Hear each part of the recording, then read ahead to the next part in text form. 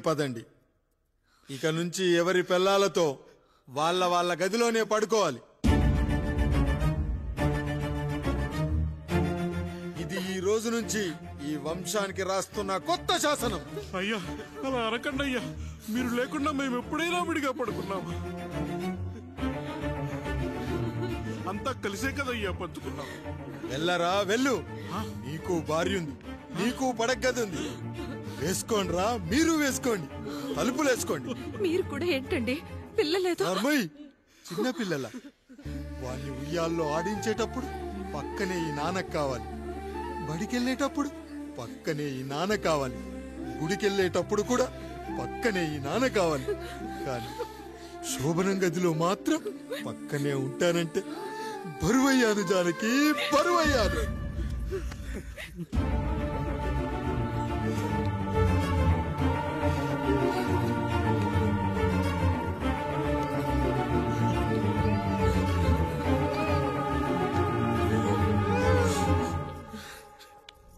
ఏంటండి ఇంకా అదే ఆలోచిస్తున్నారా? ఎలా మర్చిపోగలను లక్ష్మి? జరిగింది ఏదో జరిగిపోయింది, మీరు బాధపడకండి. ఎంత మాట అన్నాడో చూసావా? నా భార్య ఇబ్బంది పడుతుంది, బయటికెళ్ళండి నాన్న అన్నాడు. వాణ్ణి ఎలా పెంచాను?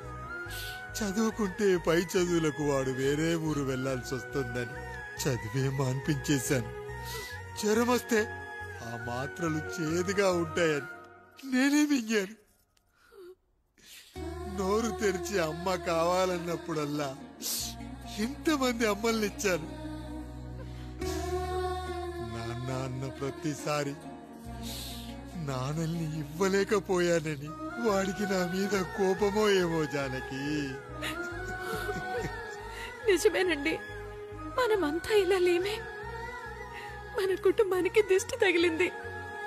మా నాన్న మరణంతో ఆస్తిపోయి తమ్ముళ్లతో నడి రోడ్డున పడ్డప్పుడు ఇలాంటి కష్టాన్ని మొదటిసారి అనుభవించాను.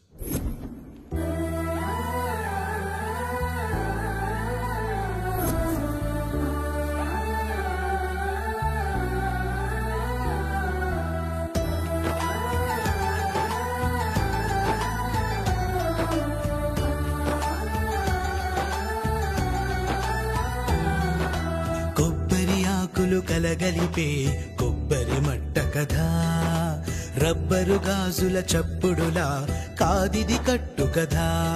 జిగురే కలిగినదే మమతే అతికిన బంధం, కోవే కరగనిదే ఎప్పుడూ వెలిగే దీపం. చెమటైన సాంబారే కష్టాలలోన ప్రేమ గిన్నెలో. మన కుటుంబాన్ని విడదీసేది బ్రష్ అయినా సరే అది మనకొద్దురా. 5,000 లాంటి మనకు ఈ 4 బ్రష్లు అవసరమట్రా?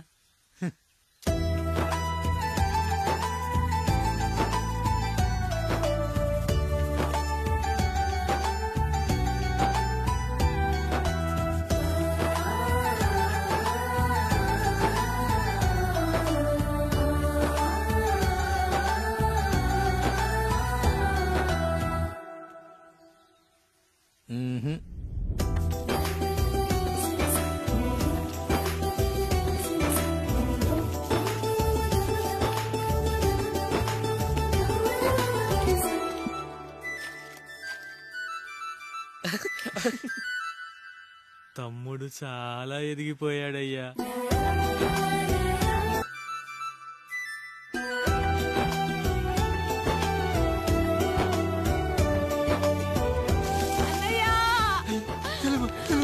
అయ్యో ఈ పండుగ కాదు తల్లి, ఎంత పని. నానేం చెప్పాడో తెలుసు కదరా, కష్టమైనా సుఖమైనా కలిసి పంచుకోవాలరా.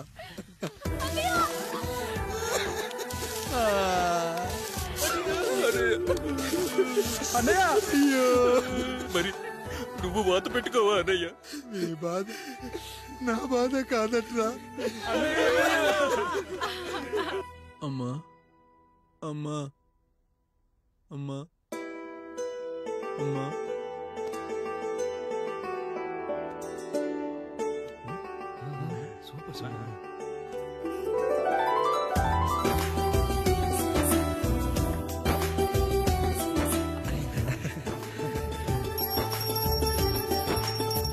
నా భార్య లక్ష్మి అమ్మ ఇక నుంచి నీకన్నీ నేర్పిస్తుంది.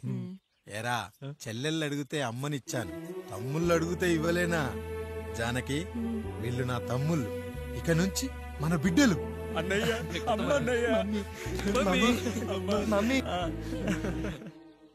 ఆ అమలాపురం, ఈ ఇచ్చాపురం, ఊహాపురం. నమస్కారం. పిల్లలు బడికొస్తారంట మాస్టారు. బాగా చదవండి. పై చదువులకి పక్కూరు వెళ్ళాలి. ఏ ఈ ఊళ్ళో చదువుకోకూడదా? మన ఊర్లో కాలేజీ లేదు కదయ్యా. ఎరా నన్ను వదిలి కాలేజీకి వెళ్తారా? నేను చదువుకుంది చాలదా? నా చదువులు మీ చదువులు కావా? మా కుటుంబాన్ని, మా అన్నదమ్ముల్ని విడదీసే ఈ చదువులు మాకొద్దు మాస్టారు, వద్దు.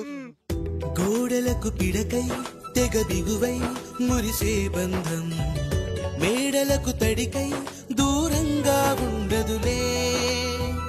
గేదెలకు పాకై గూడల్లే నిలిచే చందం, కాకులకు ఈకై ఊరిక నేరాలదులే.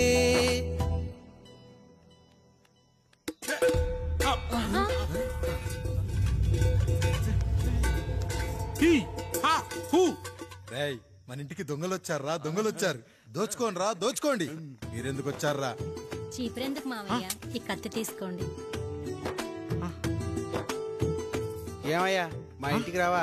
మా ఇంటికి ఎప్పుడొస్తావు? ఈ ఆదివారం మీ అందరం ఊరెళ్తాం అయ్యా, మా ఇంటికి రావయ్యా. ఇదిగోవయ్యా, ఈ 100 రూపాయలు ఉంచుకో. తీసుకో తాతయ్య. ఏమిటి ఏమిటి ఆప్యాయత అనురాగాలు? ఇదంతా మాకు పాపారాయుడు గారు ఈ ఊరికి నేర్పిన సంస్కారం. మా ఊరికి ఎవరైనా వస్తే ఒట్టి చేతులతో పంపం. ఈ ఊరికి ఏదైనా రోగం వస్తే 4 చావులు ఇస్తాం. దొంగలు వస్తే దోచుకోవడానికి 4 ఇల్లు ఇస్తాం. అయ్యా, పేదరికంలో ఉన్న తల్లిదండ్రుల పిల్లల్ని పార్కుల నుండి, స్కూళ్ళ నుండి తీసుకెళ్లి బిస్కెట్లు, చాక్లెట్లు కొనిపెట్టి డబ్బుండి పిల్లలు లేని దుబాయ్ షేకులకు ఇస్తుంటే నన్ను కిడ్నాపర్ అని జైల్లో పెట్టారయ్యా. 300 రూపాయలు పెట్టి కొన్న కత్తిని అది పనికొస్తుందో లేదో అని ఒక నగల వ్యాపారి కడుపులో పరీక్షిస్తే నన్ను హంతకుడన్నారయ్యా. మీరే ఈ కాముడిని అర్థం చేసుకున్నారు.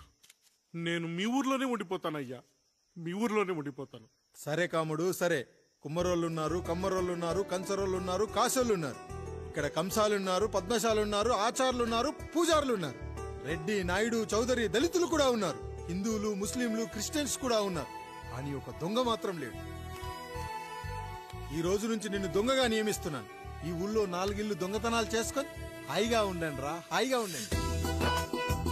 అయ్యా, మీ కుటుంబం అనే కొబ్బరి మట్టలో నేను ఒక ఆకునవుతాను.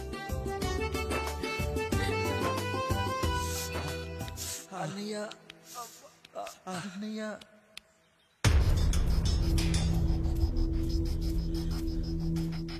అయ్యా, ఏంట్రా?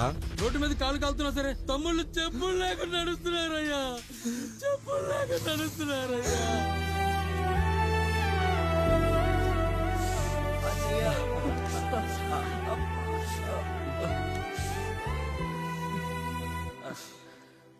చెప్పులు లేకుండా నడుస్తుంటే కాళ్ళు కాలుతున్నాయట్రా.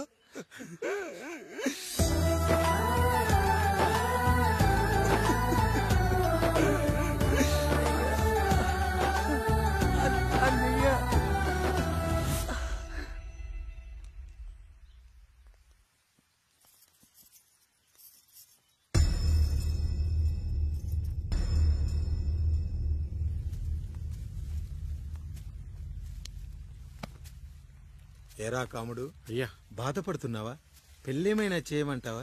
వద్దులేండి అయ్యా, నాకిది ఉందిగా చాలు. దీంతో నేను ఎలాగోలా సరిపెట్టుకుంటాను. దీనితో పాటు జీవితంలో నీకు ఓ తోడు కావాలి.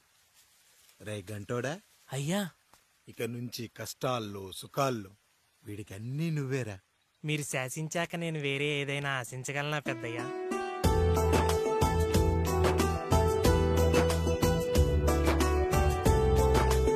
నీ గురించి కాదురా, మీ మీ అక్కది చాలా గొప్ప మంచి మనసుని విన్నాను. ఈ కాముడికి ఆ రాముడి గుళ్ళో పెళ్లి చెయ్యి. అయ్యా, దాన్ని పెళ్లి చేసుకుంటే దాని భర్త చనిపోతాడని జాతకంలో ఉందయ్యా. మీరంతా కలకాలం ఉంటారంట్రా. వీడు పోతే నేను లేనా, చూసుకోలేనా? నువ్వు పెళ్లి చేయరా.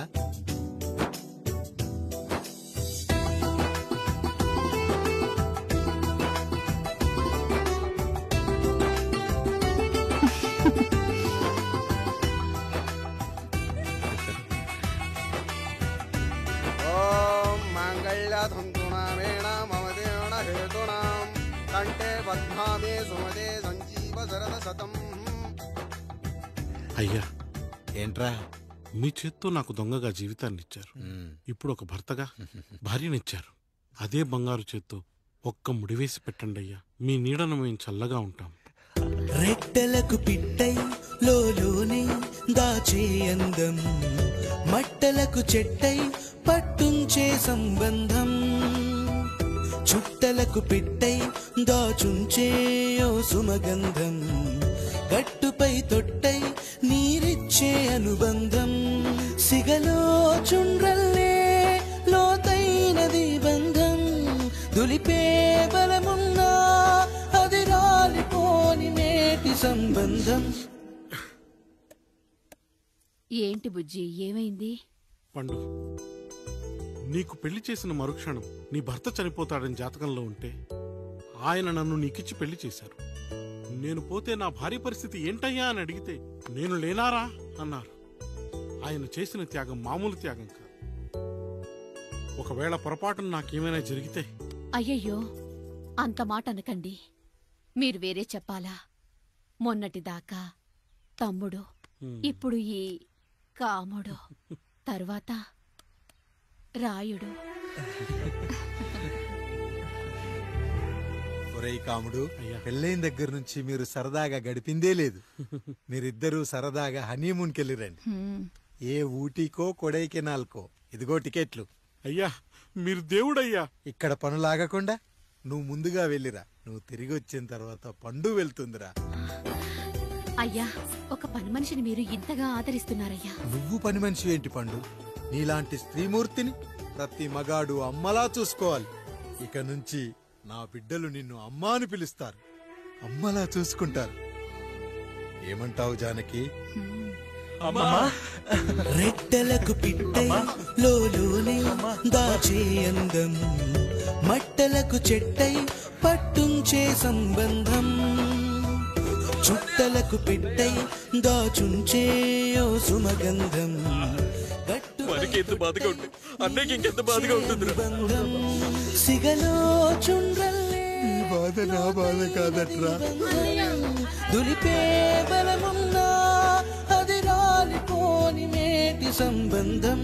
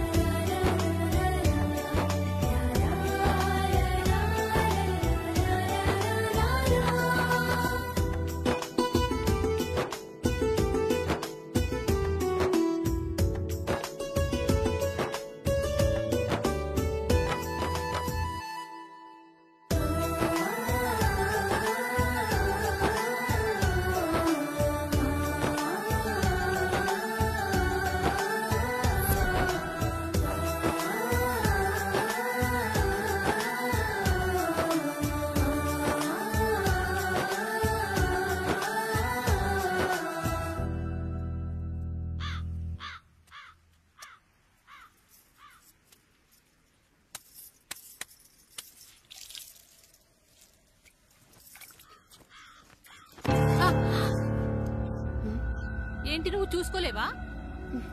అయ్యో, చూసుకోలేదండి. ఈసారి ఖచ్చితంగా చూసుకొని గుర్తాను. మీరెళ్ళండి.